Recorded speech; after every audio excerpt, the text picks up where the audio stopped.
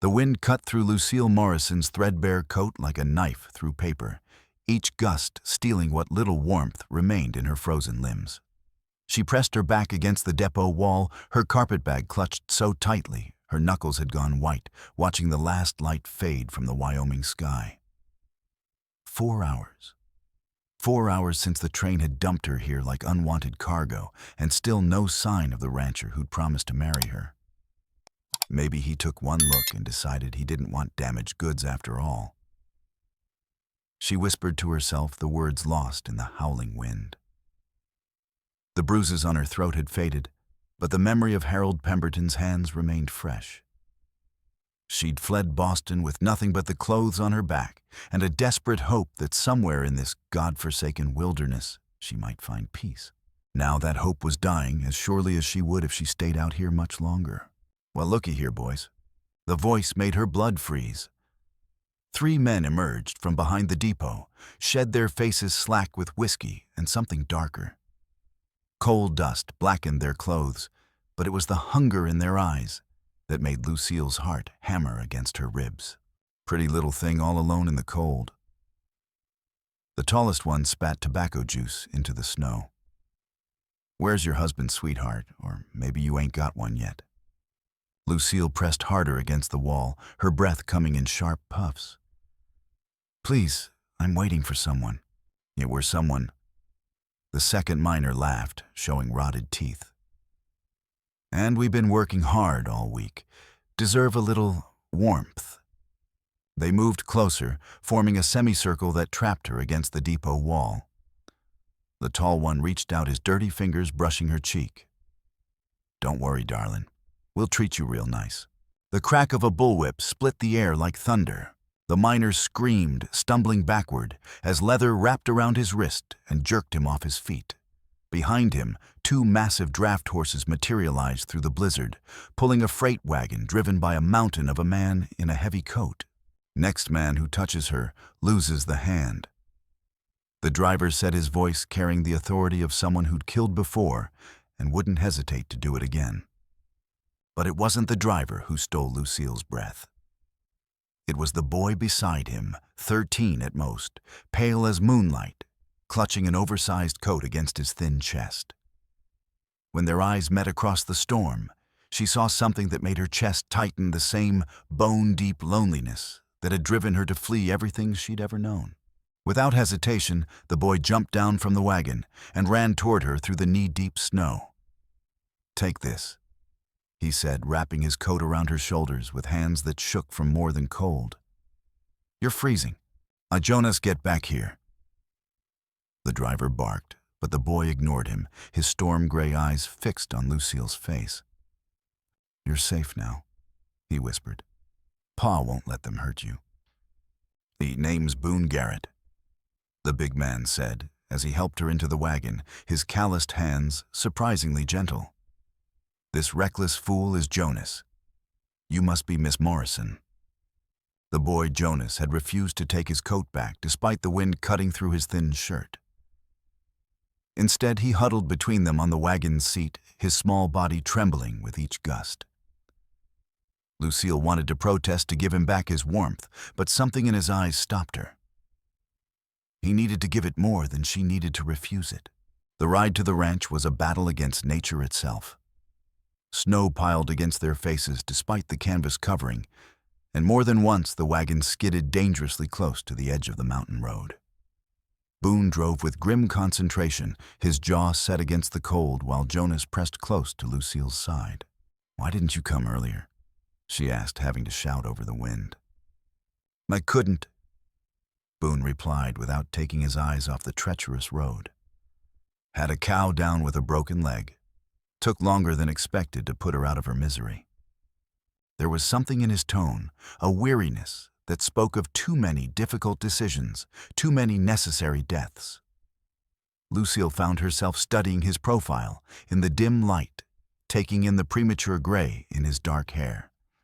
The lines around his eyes that suggested a man who'd seen more than his share of loss. Are you really going to marry him?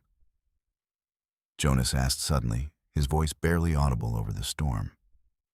The question caught her off guard. In the letters they'd exchanged, Boone had been formal practical, a rancher who needed a wife, offering marriage to a woman who needed a home. But sitting here in this wagon, surrounded by the raw power of the Wyoming wilderness, the arrangement seemed more real and more terrifying than it ever had on paper. "If he'll have me," she said honestly. Jonas was quiet for a long moment. Then, "Most women don't stay out here. They think they want the frontier life. But when winter comes, when the loneliness sets in, they run back to wherever they came from." "Have many women left? Just one that mattered?" Boone's voice was sharp enough to cut glass. "That's enough, Jonas." But the boy wasn't finished. "I hope you're different," he said, looking up at Lucille with those old soul eyes. "I hope you stay. We could use someone who stays." The Garrett Ranch appeared through the blizzard like something from a fever dream, a sturdy log house with golden light spilling from its windows, surrounded by outbuildings that spoke of a man who understood how to survive in harsh country. Smoke rose from the chimney, promising warmth, and for the first time since leaving Boston, Lucille felt something like hope stir in her chest.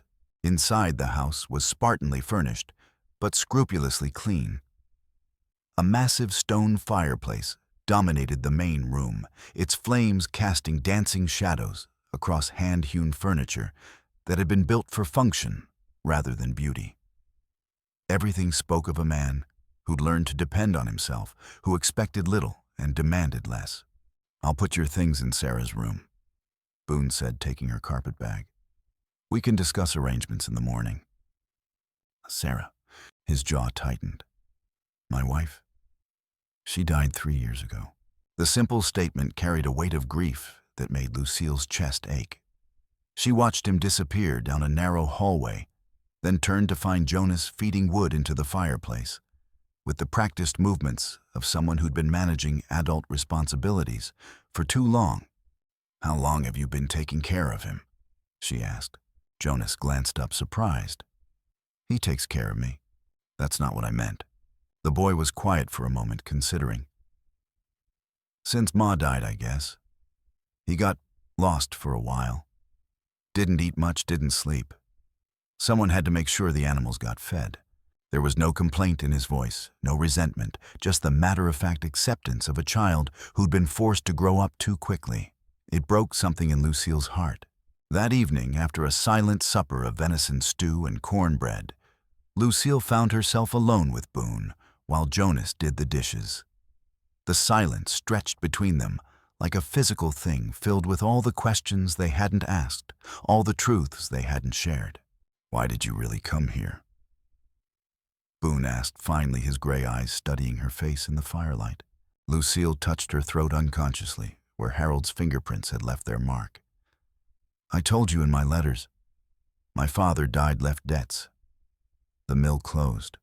That's what happened, not why you came here." She met his gaze steadily. "There was a man, a factory owner, who thought my father's debts gave him certain rights. When I refused his proposition, he made it clear that refusal wasn't an option." Boone's expression darkened. "He hurt you." "He tried to." She lifted her chin, letting him see the steel beneath her fear. "I stabbed him with a letter opener and ran. He has friends in the Boston police. Coming here was my only chance. And if I tell you to leave, if this arrangement doesn't work out," the question hung between them like a blade. Lucille considered lying, telling him she had other options, other places to go. Instead, she chose truth. "Then I'll find another way to survive. I always do." Something shifted in Boone's face, respect perhaps, or recognition of a kindred spirit. "Fair enough," he said. "But understand this, I won't be the kind of husband who sends flowers or writes poetry. This is a hard place that makes hard people. I can offer you safety, a home, and honest work. Nothing more. And Jonas is my son in every way that matters. Anyone who can't accept that has no place here." The fierceness in his voice when he spoke of the boy told her everything she needed to know about Boone Garrett's capacity for love. It wasn't gone, just buried deep, protected by walls built from grief and disappointment. Later that night, Lucille woke to the sound of quiet sobbing. Following the sound, she found Jonas sitting on the stairs in his nightshirt, tears streaming down his thin face. "Bad dream?" she asked, settling beside him on the cold wood. He nodded, wiping his nose on his sleeve. "I dreamed about her again. The woman with red hair. She was calling my name, but every time I tried to reach her, she got farther away." "Who is she?" "I don't know. Maybe nobody. Maybe just my brain making up stories." He looked at her with those storm-gray eyes. "Pa says I came from a bad place, that some things are better forgotten. But I remember her perfume roses and something else. Something sad." Lucille's heart clenched. There were depths to this boy's story that no one had shared with her, secrets that cast shadows across his young face. "Dreams can't hurt you," she said gently. "These ones can." Jonas leaned against her shoulder, suddenly seeming much younger than his 13 years. "In the dreams, she's always running from something. Always scared. And I can never help her." "Maybe the dreams aren't about helping her," Lucille said. "Maybe they're about remembering that you survived whatever she was running from. Maybe they're about being grateful for the family you have now." Jonas was quiet for a long moment. Then, "Will you really stay, even when things get hard?" "I'll stay as long as you and your father want me here." "Promise." The word hung between them, fragile as spun glass. Lucille had learned not to make promises she couldn't keep, had learned that the world was too uncertain for absolute commitments. But looking at this boy, this wounded, brave, desperately hopeful boy, she found herself nodding. "I promise." The storm finally broke on the 4th day, leaving the world buried under 4 feet of pristine snow that glittered like scattered diamonds in the morning sun. Boone was checking the livestock when Sheriff Pike arrived, his horse struggling through the drifts with the determination of a man on urgent business. Lucille watched from the kitchen window as the 2 men spoke near the barn. Even from a distance, she could read the tension in their postures, Pike's nervous fidgeting, Boone's growing stillness. Something was wrong. "What's happening?" Jonas appeared at her elbow, his face pale with instinctive dread. "I don't know. But your father doesn't look happy." Pike left without approaching the house, but his visit cast a shadow over the rest of the day. Boone returned grim-faced and silent, checking and rechecking the locks on doors and windows with the methodical precision of a man preparing for siege. "Sam Fletcher's dead," he finally said over supper, his voice carefully neutral. "Shot in the back yesterday evening while checking his trap lines." Lucille set down her fork. "That's terrible. Who would do such a thing?" "Someone who wanted him dead." Boone's gray eyes were hard as flint. "Pike thinks it might be me." The words hit like a physical blow. Jonas dropped his spoon, the metal clattering against his bowl. "That's crazy. You liked Mr. Fletcher. Liking a man doesn't always stop you from killing him." Boone's voice carried the bitter wisdom of someone who'd learned hard truths about human nature. "Pike found a spent shell casing near the body. Same caliber as my rifle. A lot of people use those shells," Lucille said. "Not a lot of people had a public argument with Sam Fletcher 3 weeks ago about property boundaries." Lucille frowned. "Did you have an argument?" "We had a discussion. Sam thought my cattle were grazing on his land. I showed him the survey markers. We shook hands and shared a drink." Boone's jaw tightened. But apparently someone heard raised voices and decided that constituted a mortal dispute. "Someone's setting you up." Jonas said, his young voice carrying surprising conviction. "Maybe. Or maybe Pike's just doing his job, following the evidence where it leads." But Boone's tone suggested he didn't believe his own words. The trap closed 2 days later. Pike returned with Deputy Morrison and 4 townsmen, their faces set with the ugly certainty of a lynch mob. Lucille watched from the doorway as they surrounded Boone in the yard, her heart hammering against her ribs. "I'm sorry, Boone," Pike said, but there was relief in his voice, as if he were glad to be rid of a burden. "Gotta take you in for questioning. Judge's orders." Based on what evidence? Pike produced a brass shell casing, holding it up like a trophy. "This was found 30 feet from Fletcher's body. Ballistics match your rifle." "Ballistics?" Boone's voice dripped skepticism.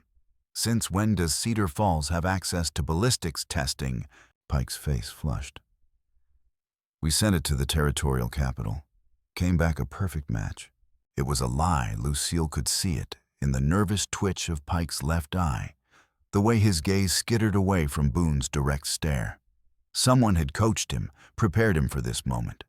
But who and why, even if that's true? Boone said, "A matching shell doesn't prove I pulled the trigger. Those cartridges are sold in every general store from here to Denver." "Maybe so. But you're the only one who had reason to want Fletcher dead." "What reason?" "Everyone knows you two been fighting over that water rights dispute." "There was no dispute. We settled it weeks ago." But Pike wasn't listening anymore. Neither were the townsmen, their faces closed with the certainty of men who'd already passed judgment. Lucille realized with growing horror that this wasn't about justice. It was about someone needing a scapegoat, and Boone Garrett was convenient. As they led him away in shackles, Boone caught her eye. "Take care of Jonah," he said quietly. "And watch your backs. This isn't over." The words sent ice through Lucille's veins.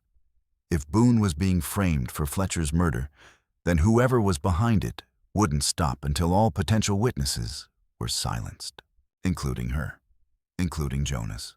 With Boone gone, the ranch felt enormous and exposed. Every sound, the creak of settling timber, the howl of wind through the eaves, the distant cry of coyotes, made Lucille's nerves jump. She'd never been truly alone on the frontier before, had never understood how the vast emptiness could feel like a living thing pressing against the walls. Jonas was worse. The boy barely spoke, barely ate, spending hours staring out windows as if expecting enemies to materialize from the tree line. On the second day after Boone's arrest, he disappeared entirely. Lucille searched frantically, calling his name, until her voice was raw. The barn, the outbuildings, the root cellar, all empty. Fear clawed at her chest as she imagined the boy lost in the wilderness, or worse, taken by whoever had orchestrated Boone's downfall. She found him finally in the hayloft, curled in a nest of old blankets with something clutched in his trembling hand. "Jonas, thank God. What are you doing up here?" He turned toward her, his face streaked with tears and something darker soot from the old stove in the tack room. In his hand was a partially burned piece of paper, its edges charred, but the center still legible. "I found this when I was hiding," he whispered. "Someone tried to burn it, but it didn't catch all the way." Lucille took the paper with hands that shook. The letterhead was expensive, embossed with the seal of the cattleman's hotel in town. The handwriting was feminine, educated, but the words themselves were poison. "Sheriff Pike, time grows short. The boy's true parentage must not come to light, or all our efforts will have been for nothing. Garrett has become too curious, asks too many questions. The Fletcher matter should serve our purposes admirably. A man that dangerous cannot be allowed to live. Remember what you owe me, Sheriff. Remember what I could reveal about certain indiscretions. In your past, should you fail me now. Your devoted friend R.W." The paper crackled in Lucille's grip. "Who is R.W.?" Jonas's voice was barely a whisper. "Mrs. Rowena Whitmore. She owns the hotel, the saloon, lots of things in town." His storm gray eyes were wide with terror. "Lucille, what if I'm not who I think I am? What if Pa isn't really my pop?" Before she could answer, the sound of approaching horses cut through the afternoon silence. Lucille crept to the loft window and peered out. 3 riders were coming up the ranch road at a hard gallop, and she recognized the lead horse, Sheriff Pike, returning with reinforcements. "Hide," she hissed, pushing Jonas deeper into the hay. "Take that letter and hide it somewhere safe. No matter what happens, don't come out until I tell you." "But," no arguments. "Your father told me to take care of you, and that's exactly what I'm going to do." She climbed down from the loft as Pike and his men entered the barn below. Her heart hammered, but she forced herself to appear calm, even bored. "Sheriff," she said, stepping into view. "Back so soon, I hope this means you've realized your mistake about Mr. Garrett." Pike's nervous eyes darted around the barn. "Afraid not, Miss Morrison. In fact, we're here to search the premises for additional evidence, such as stolen property. Seems Fletcher was carrying a significant sum of money when he was killed. Money that's now missing." Lucille's blood ran cold. If they planted stolen money on the property, it would be the final nail in Boone's coffin. "You won't find any stolen money here, Sheriff. We'll see about that." They tore through the house like vandals, overturning furniture, emptying drawers, reading private correspondence. But they found nothing Lucille had made sure of, that hiding anything that might be twisted into evidence against Boone. As they prepared to leave empty-handed, Pike paused at the bottom of the barn ladder, his gaze fixed on the loft above. "Where's the boy?" "Jonas. He's visiting friends in town." Pike's smile was thin as a knife blade. "Boy doesn't have friends. Everyone knows he's different, troubled. Some folks say he remembers things that never happened, sees things that ain't there." The casual cruelty of the statement made Lucille's vision go red. "Perhaps you don't know him as well as you think." "Oh, I know him better than most." Pike stepped closer, letting her see the menace in his eyes. "I know he's not Garrett's blood, for instance. I know there are certain parties who might pay handsomely for information about his whereabouts." The threat was clear as daylight. Lucille straightened to her full height, letting Pike see the steel beneath her fear. "If you threaten that boy again, Sheriff, you'll deal with me." Pike laughed, but there was no humor in it. What's a Boston spinster going to do to me? Try me and find out." After they left, Lucille found Jonas in the grain bin, pale and shaking, but still clutching the letter. She held him until his trembling stopped, and then sat him down at the kitchen table for the conversation she'd been dreading. "We need to talk about who you really are," she said gently, "and who might want to hurt you because of it." Jonas nodded miserably. "I remember things sometimes. A woman with red hair who smelled like roses and gin. A big house with crystal chandeliers and carpets from far away. Men talking about money, about inheritance, about making problems disappear." "How old were you when Boone found you?" 10. I was wandering the road outside town, half-starved and scared out of my mind. Couldn't remember how I got there or where I came from. Pa never asked questions, just took me in." Jonas looked up at her with those 2 old eyes. "He saved my life, Lucille. And now I'm the reason he might hang." "You haven't done anything wrong." "Haven't I? What if I'm someone important? What if people are looking for me and Pa's been hiding me all this time?" The questions hung between them like accusations. Lucille stared at the letter in her hands, its elegant script spelling out a conspiracy that reached deeper than she'd imagined. "There's only one way to find out," she said finally. "We need to learn more about Mrs. Rowena Whitmore, and we need to do it before she decides we're too dangerous to leave alive." The plan came to Lucille in the dark hours before dawn, when the world was silent except for the whisper of wind through the pines. It was desperate and dangerous, but desperation was all she had left. She knew from her brief interactions in town that Rowena Whitmore sat at the center of Cedar Falls' social web like a spider in silk. The woman owned the finest hotel, had financial interests in half the businesses on Main Street, and commanded the kind of deference usually reserved for royalty. If anyone had the power to frame an innocent man for murder, it was her. But power built on secrets was vulnerable to exposure. And Lucille had spent enough years navigating Boston's social hierarchies to understand how such games were played. The first step was reconnaissance, leaving Jonas at the ranch with strict instructions to hide if anyone came calling Lucille. Rode Boone's quietest mare through the pre-dawn darkness toward town. She'd grown up poor, but observant had learned to read the subtle signs that separated the truly powerful from the merely wealthy. Rowena Whitmore would have tells habits, preferences, weaknesses that could be exploited. She was wrong about one thing, though. Cedar Falls wasn't Boston. Here, power flowed from violence and money in equal measure, and the woman who controlled both was more dangerous than any society matron. Lucille's first glimpse of Rowena came as she loitered outside the hotel, pretending to read a newspaper while watching the morning's comings and goings.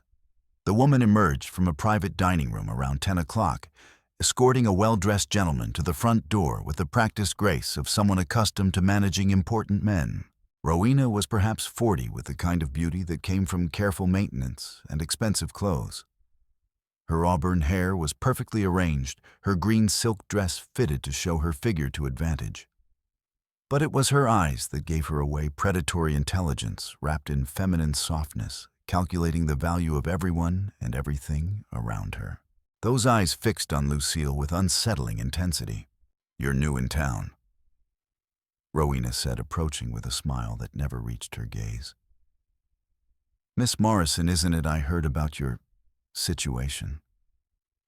Such a tragedy about Mr. Garrett." The words were sympathetic, but something underneath them made Lucille's skin crawl. "Yes, it's all very confusing." "Oh, I'm sure it is. A woman alone on the frontier faces so many dangers." Rowena's smile sharpened like a blade. "Perhaps we should have tea sometime. I'd love to hear about your plans." The invitation was clearly a threat wrapped in social convention. Lucille accepted with appropriate nervousness, then spent the rest of the day learning everything she could about Rowena Whitmore's business empire. What she discovered chilled her to the bone. Rowena didn't just own the hotel. She held mortgages on most of the buildings on Main Street, had silent partnerships in the saloon and gambling hall, and maintained what the locals euphemistically called entertainment establishments for traveling men. She'd arrived in Cedar Falls 5 years ago with substantial capital and a carefully constructed story about a deceased husband in California, then systematically bought her way into the community's power structure. Some say she's got dirt on everybody who matters, the talkative store clerk confided as he tallied her purchases. Sheriff Pike, Mayor Harrison, even Judge Crawford. That's how she keeps folks in line, knowing where all the bodies are buried. "E-bodies?" The clerk glanced around nervously, then leaned closer. Just a figure of speech, mind you. But folks who cross Mrs. Whitmore tend to have accidents, or just disappear altogether. As Lucille rode back to the ranch that evening, her mind raced with possibilities. If Rowena had blackmail material on Sheriff Pike, it would explain his nervous compliance with her wishes. But why frame Boone for murder? What threat could a struggling rancher pose to a woman with Rowena's resources? The answer was waiting for her at home. Jonas was gone again. She searched with growing panic, calling his name, checking every hiding place they'd established. It wasn't until full dark that she found the note tucked under the sugar bowl on the kitchen table. "Dear Miss Morrison, young Jonas is safe for the moment, though his continued well-being depends entirely on your cooperation. Come to my private dining room at the hotel tomorrow at noon. Come alone, tell no one, and bring no weapons. Any deviation from these instructions will result in most unfortunate consequences for the boy. I believe it's time we discussed certain matters of mutual interest. Your servant, Mrs. R. Whitmore." Lucille crumpled the note, her hands shaking with rage and terror.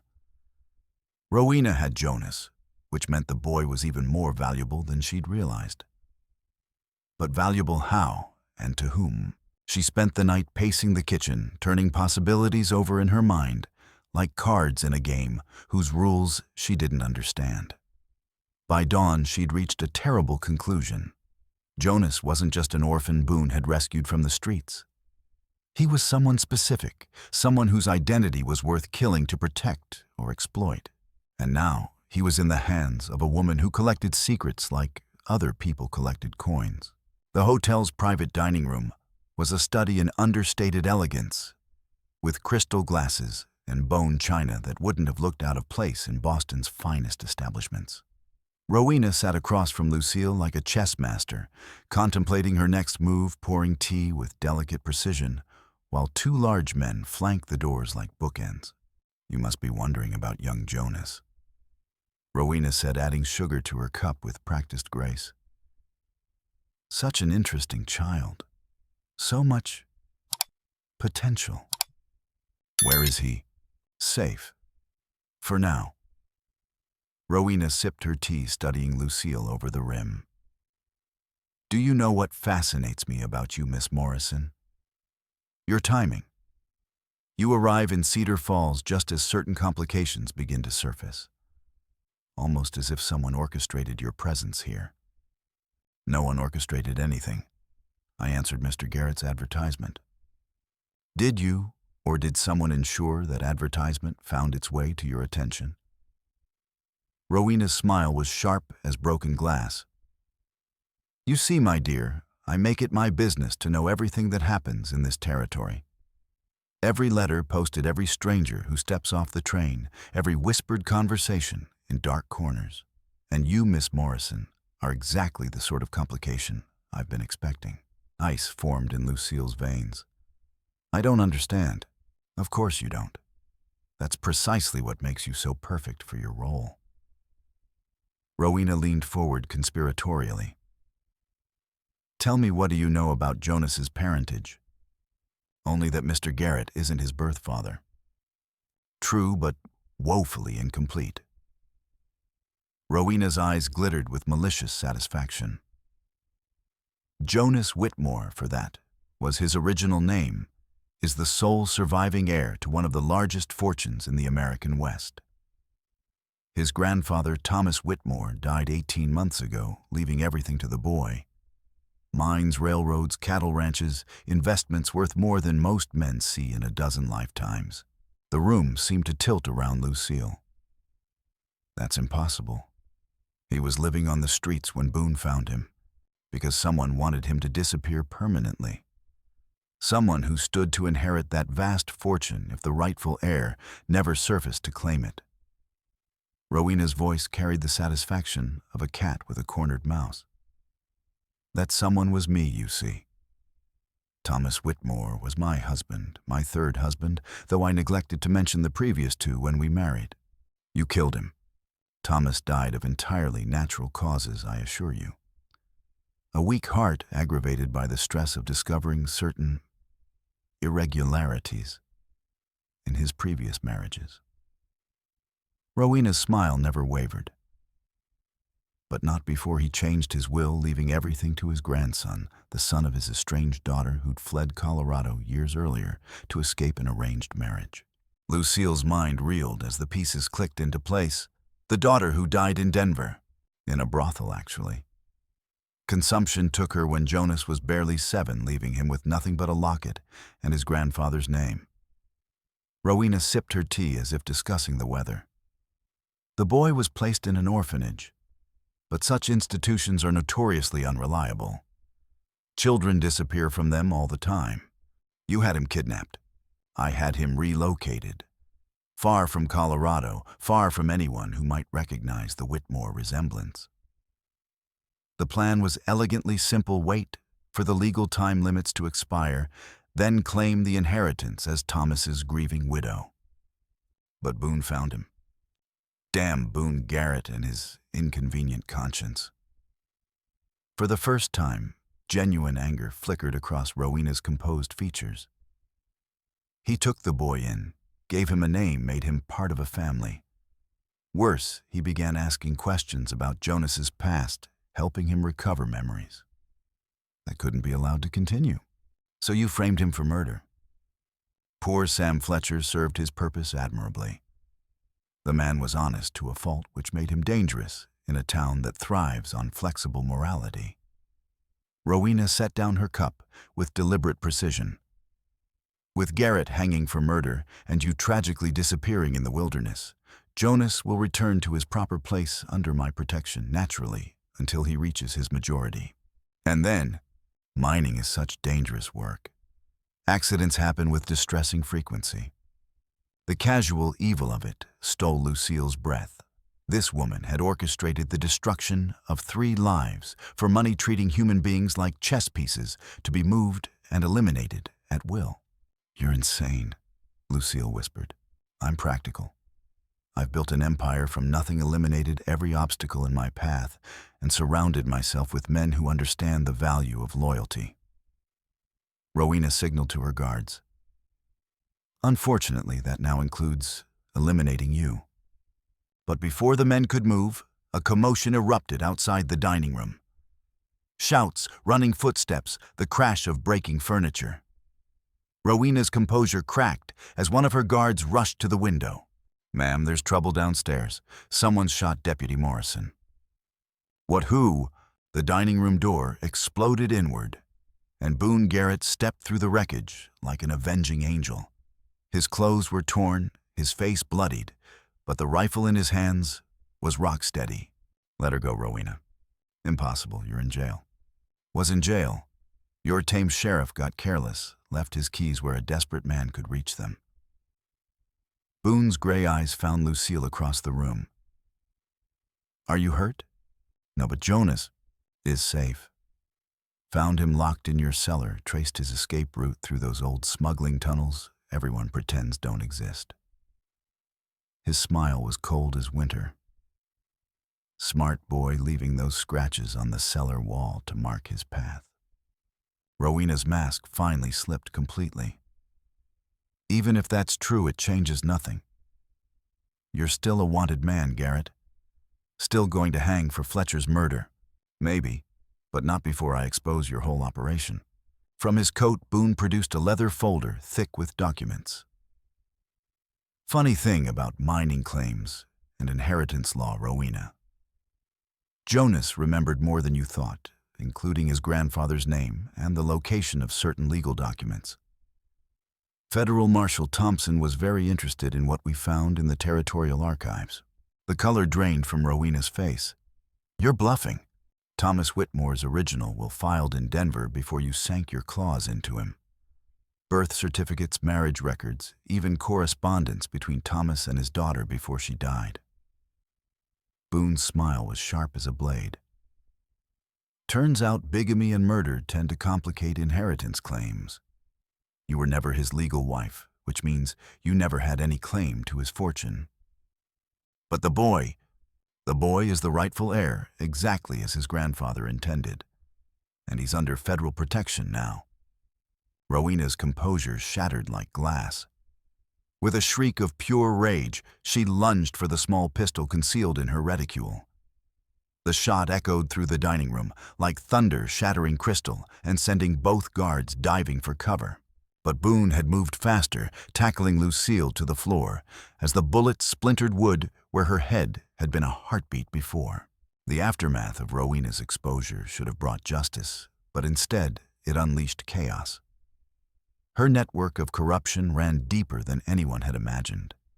And when Federal Marshal Thompson began investigating, he uncovered a web of blackmail and murder that implicated half the town's leadership. Sheriff Pike, faced with federal charges, chose confession over the gallows. His testimony revealed that Rowena had been manipulating him for years, using photographs and documents that proved his involvement in claim-jumping murders to force his cooperation. She had pictures. Pike wept in his jail cell. Pictures of things I'd done, papers with my signature. Said if I didn't help her, she'd make sure I swung for every man who died on those mining claims. But Pike's confession opened a Pandora's box of violence. Those implicated in Rowena's schemes, prominent businessmen, territorial officials, even a territorial judge fought back with desperate fury. Cedar Falls erupted into armed conflict, as factions battled for control of the evidence that could destroy them. In the midst of this chaos, Jonas collapsed. The trauma of his captivity, combined with the revelation of his true identity, had pushed the boy's fragile constitution beyond its limits. He lay in the ranch house bed, burning with fever, his breathing shallow, his skin pale as parchment. "It's my fault," Boone said, pacing the kitchen like a caged wolf. "I should have told him the truth years ago, should have prepared him for this." "Stop," Lucille said firmly. She'd been nursing Jonas for 3 days straight, forcing water and broth between his cracked lips whenever he was conscious. "This isn't about fault. It's about getting him well. Look at him, Lucille. He's dying."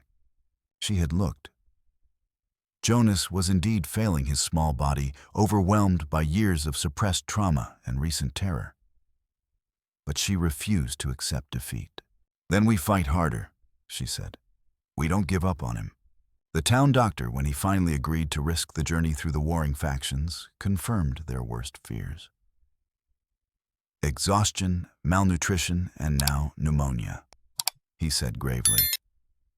"The boy's been living on borrowed time for years. His body simply can't fight anymore. There has to be something," Boone pleaded. The doctor shook his head. "Keep him comfortable. That's all anyone can do now." But Lucille wasn't ready to surrender. She'd lost too much in her life, her father, her home, her faith in human decency, to lose Jonas too. Not when he was finally free to claim his heritage, finally safe from those who'd tried to destroy him. She sat by his bedside through the night, holding his burning hand and telling him stories about the future waiting for him. Stories about the schools he could build, the children he could help, the good he could do with his grandfather's legacy. "You have choices now, Jonas," she whispered. "More choices than any 13-year-old should have to face. But you'll make the right ones because you have a good heart. Because Boone raised you to be better than the people who tried to use you." Toward dawn, something changed. Jonas's fever broke, his breathing eased, and when his eyes fluttered open, they were clear and focused for the first time in days. "Lucille," he whispered, "I'm here. Am I really rich?" She laughed through her tears. "Yes, you really are." "Good," he said with surprising seriousness. "Because I want to buy you a proper wedding dress, the prettiest one in Denver." The final confrontation came not in the streets, but in a makeshift courtroom as Cedar Falls' surviving leaders tried to restore order before the territorial government sent troops to impose martial law. A circuit judge from Cheyenne presided over the proceedings, flanked by federal marshals who kept their weapons ready for trouble. Rowena sat in shackles at the defendant's table, her expensive dress torn and stained, her perfect hair disheveled. But her eyes still held the calculating intelligence that had made her so dangerous, and Lucille could see her working angles, even now looking for some final play that might save her. The evidence against her was overwhelming. Pike's confession, the documents Boone had found, Jonas's recovered memories, Levitt painted a picture of systematic murder and fraud spanning multiple territories. But Rowena's lawyers, expensive men from Denver, who specialized in defending the indefensible, weren't giving up. "My client is the victim of a conspiracy," the lead attorney declared.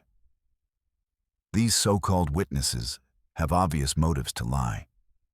The boy is traumatized, his memories unreliable. Sheriff Pike is a desperate man trying to save his own neck. And Mr. Garrett is a man trying to protect his family," the prosecutor interrupted. "Just as Thomas Whitmore was trying to protect his grandson when he changed his will. A will that mysteriously surfaced only after my client's arrest. How convenient." But then Jonas took the witness stand. The boy was still pale and thin from his illness, but his voice was steady as he recounted his memories. He spoke of his mother's death, his grandfather's love. The night men came to take him away from everything he'd known. He described the orphanage, the journey to Wyoming, and the years of nightmares about a woman with red hair who called his name. "She told me my family was dead," Jonas said, pointing at Rowena with a steady finger. "She said I was nobody, that nobody would ever come looking for me. But she was wrong. Boone found me, and Lucille. They made me part of a real family. Rowena's composure cracked. You ungrateful little brat. She screamed, lunging toward the witness stand before being restrained by marshals. I kept you alive. I could have killed you a dozen times, but I kept you safe. You kept me prisoner. Jonas replied quietly. There's a difference. The boy's dignity in the face of her rage seemed to break something in Rowena. She began laughing high hysterical sounds that made everyone in the courtroom shift uncomfortably. You think this is over? She cried. You think killing me will end it? There are others who know what the boy is worth. Others who'll come for him when the time is right. He'll never be safe, never. The judge's gavel came down with finality. Mrs. Rowena Whitmore, you are found guilty of conspiracy, fraud, kidnapping, and accessory to murder. You are sentenced to hang by the neck until dead. As the marshals led her away, still laughing her mad laughter, Jonas stood up in the witness box. I forgive you, he called after her, his young voice carrying clearly through the sudden silence. Rowena stopped laughing. For just a moment, her mask slipped completely, and Lucille saw something almost human flicker across her face, surprise perhaps, or even regret. Then the marshals dragged her through the door, and she was gone. But even as justice was served, one final shock awaited them. As they left the courthouse, a well-dressed man approached Thomas Whitmore's lawyer from Denver, carrying news that would change everything again. Mr. Jonas, he said, tipping his hat. I have something that belonged to your grandfather. Something he wanted you to have when you were old enough to understand its significance. He handed Jonas a small velvet box. Inside was a gold pocket watch, its face inscribed with words that made the boy's eyes fill with tears. To Jonas, the future of our family. Your grandfather's love will guide you always. Use this fortune not for yourself, but for those who need hope. T.W. He knew, Jonas whispered. Even before he died, he knew I'd survive. He planned for this. The weeks that followed brought a procession of lawyers, accountants, and territorial officials to the ranch, as the full scope of Jonas's inheritance became clear. Thomas Whitmore had been even wealthier than Rowena had claimed. His mining empire stretched across 4 territories with investments in railroads, cattle shipping, and even a bank in San Francisco. You're one of the richest young men in America, the head accountant explained, spreading documents across the kitchen table. Your grandfather's estate is worth approximately $4 million. Jonas, now healthy and gaining weight under Lucille's care, studied the papers with remarkable composure for a 13-year-old. What does that mean for us? He asked, looking between Boone and Lucille. It means you have choices, son, Boone said from his chair by the fire, his wounded shoulder finally healing properly. You could go to Denver, live in your grandfather's mansion, get the finest education money can buy. Or stay here and use your resources to help this community recover. Lucille added. Build schools, hospitals, places where children like you can be safe. There's a third option, Jonas said quietly. I could do both. Use the money to help people, but stay with my real family. Stay with you. The simple words brought tears to Lucille's eyes. In all the chaos of recent weeks, she'd forgotten that she still didn't have a legal place in this makeshift family, was still technically just a mail-order bride whose intended husband had been framed for murder. Jonas, she began, but he interrupted her. I want you both to adopt me, officially. I know I'm rich now and probably don't need parents, but I want them anyway. I want you. What about your grandfather's family? Boone asked. There might be relatives in Colorado who... My family is here, Jonas said firmly. With the people who chose to love me when I had nothing. With the people who fought for me when everyone else gave up. Rowena Whitmore was hanged on a gray December morning, her execution attended by victims' families from across the territory. She went to her death unrepentant, cursing the boy she'd tried to destroy, and the people who'd protected him. But by then, Jonas was no longer listening to her threats. He was too busy learning to be a son, a brother, and eventually a force for good in a world that had tried to break him. The wedding took place in spring beneath the ancient pine tree, where Jonas had first learned to trust again. The ceremony was simple, just the three of them, and the circuit preacher and a handful of friends from town who'd stood by them through the darkness. Lucille wore the dress Jonas had promised her, not elaborate, but beautiful in its simplicity. Blue silk that matched her eyes with lace trim that caught the morning light like captured stars.